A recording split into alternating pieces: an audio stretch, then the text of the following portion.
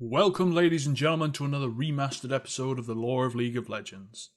In this episode, we're going to be revisiting a champion we first covered many moons ago. A diminutive, animated cadaver who wanders the world trying to discover his true identity. Without further ado, I present to you the remastered lore of Amumu. Enjoy.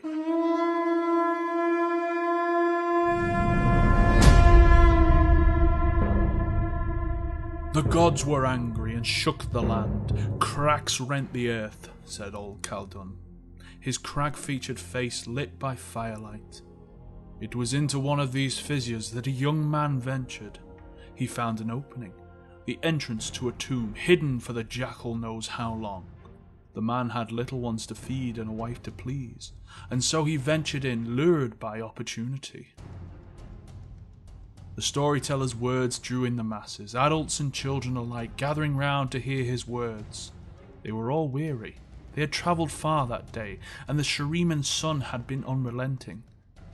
But Khaldun's tales were a rare treat. They drew their cloaks tight around their shoulders against the chill of the night, and leaned in. The air was cool in the tomb, a merciful relief from the scorching heat outside. The young man lit a torch. Its light made shadows dance before him. He stepped cautiously, wary of traps. He was poor, but he was no fool. The walls inside were smooth obsidian and carved with ancient writings and images. He could not read. He was a simple man, but he studied these images. He saw a boy prince sitting cross-legged upon a sun disk borne by a team of servants, a beaming smile upon his face.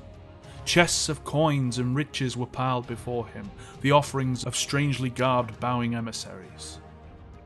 He saw other carvings, again showing the smiling prince, this time walking among his people. Their heads were pressed to the ground before him. Stylized rays of sunshine radiated from the boy's crown. Before one of these images was a small gold statue. It alone was worth more than he could have hoped to earn in 10 lifetimes. The young man took it, slipping it into his satchel. He did not intend to linger. He knew it would not be long before others came upon this place. When they did, he wanted to be gone. Greed makes fools of even the greatest men, and he knew that others would willingly spill his blood to claim that golden statue and the other riches that were surely further in. Avarice was not one of the young man's faults, however. He felt no need to delve further. The other treasures hidden here were someone else's to claim. He looked upon one last image before he left the tomb. It showed the boy prince dead, lying upon a bier. Those closest to him were wailing, but farther back people were celebrating. Had the boy prince been beloved, or had he been a tyrant? There was no way of knowing. That was when he heard it, a sound in the darkness that made his skin crawl. He looked around, wide-eyed, holding his torch up before him. Nothing. "Who's there?" he said. Silence was his only answer. The young man shook his head, thinking it was just the wind, nothing but the wind. Then he heard it again, more distinctly this time. A child was crying in the darkness further into the tomb. Heard anywhere else, his paternal instinct would have been to go to the sound, but here, in the darkness of a funeral tomb? He wanted to run, but he did not. The sobbing touched his heart. It was filled with such misery and grief. Was it possible there was another entrance to this tomb? Had a young boy found his way down here and become lost? Torch held high, he crept forward. The weeping continued, echoing faintly through the gloom. A wide chamber opened before him, its floor black and highly reflective. Golden artifacts and jewel-inlaid walls glinted within. Gingerly, he entered the room. He stepped back sharply as his heel sent ripples spreading out across the floor. Water. The floor was not made of reflective obsidian. It was covered in water. Kneeling, he scooped a handful of it to his lips. He spat it out immediately. It was salt water, here in the heart of Shurima, 1,000 leagues from the nearest sea. He heard the sound of the boy weeping once more, closer now. Holding his torch before him, the young man glimpsed the shape at the edge of its light. It appeared to be a child, sitting with his back to the man. Carefully he stepped into the room. The water upon the floor was not deep. The hairs on the back of his neck stood on end, and fear clutched at his chest. Yet he did not turn to run. "Are you lost?" he asked as he stepped closer. "How did you get here?" The shadowed figure did not turn, but he did speak. I don't remember," he said. The sound swam around the young man, echoing off the walls. The boy spoke in an old dialect. His words were strange but understandable. "I don't remember who I am."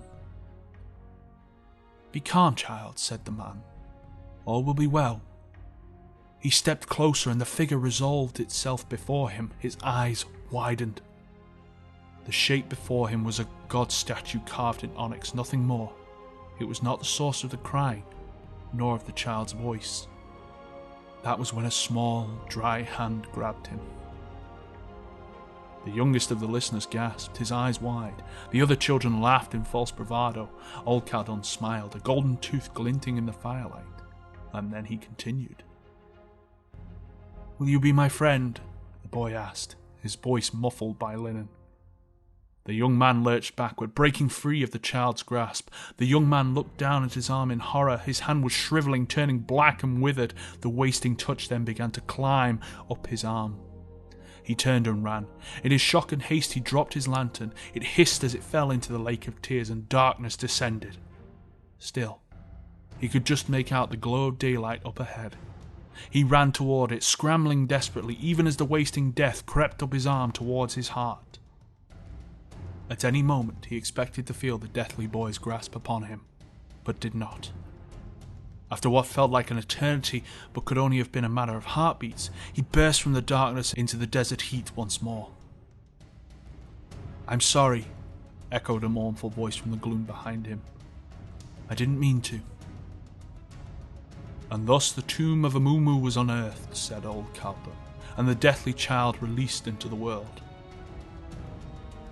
"But everyone knows he isn't real," cried one of the children, the oldest of them, after a moment of silence. "Amumu is real," said the youngest. "He's wandering the land trying to find a friend." "He's real, but he isn't a boy," said another. "He's a yordle."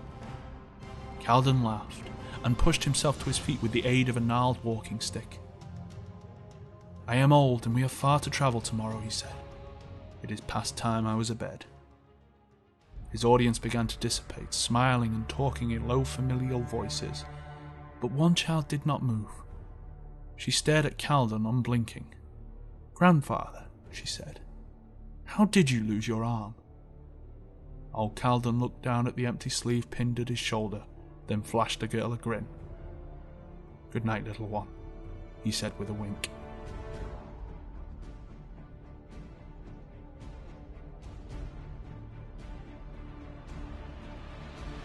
And that's all I've got for you this time around. Let me know what you thought of the video by hitting that like button and leaving your feedback in the comment section below. If you'd like to hear the original story of Amumu, there is a link in the description box and an annotation you can click that will take you straight to the original video. Thanks for watching everyone, and as always, I'll see you next time.